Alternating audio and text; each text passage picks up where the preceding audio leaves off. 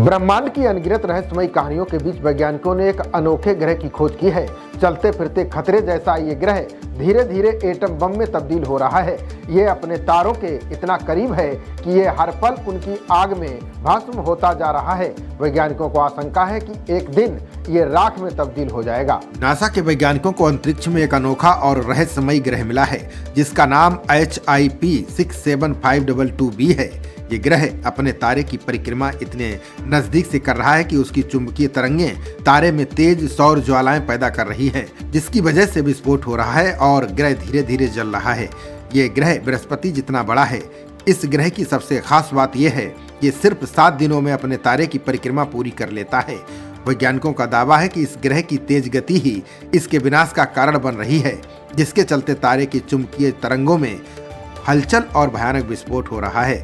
वैज्ञानिकों के अनुसार ग्रह की चुंबकीय तरंगें तारे की सतह को झकझोर रही हैं। इस कारण सौर ज्वालाएं और कोरोनल मास इजेक्शन जैसे विस्फोट हो रहे हैं और वायुमंडल को जला रहे हैं।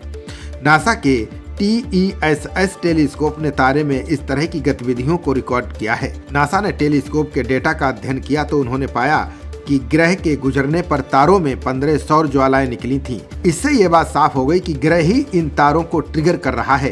तारे में लगातार हो रहे विस्फोट से वायुमंडल की परत उड़ रही है। वैज्ञानिकों ने अनुमान जताया है कि ये ग्रह अगले 10 करोड़ सालों में नेपच्यून जितना छोटा हो सकता है।